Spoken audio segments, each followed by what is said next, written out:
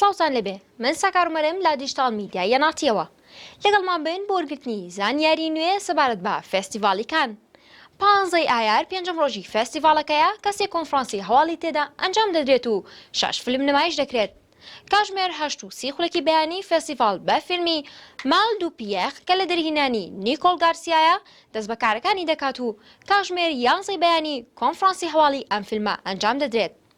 کاژمێر 9 بەیانیش فیلمی زە نایس گایز نمایش دەکرێت کە لە دەرهێنانی شەین بلاکە و کاژمێر 2 خولەکی نیوەڕۆ کۆنفرانسی هەواڵی فیلمەکە بەڕێوە دەچێت.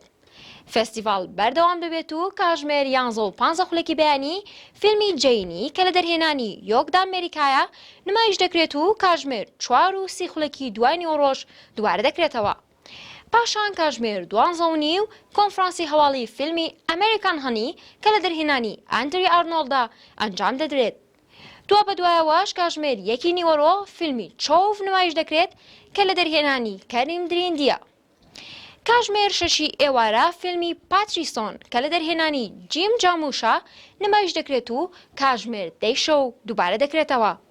کۆتا فیلمی ڕۆژی پێنجەمی فێستیڤاڵی کان مێڤالاری باگڤایە کە لە دەرهێنانی ئێران کۆلێرینە.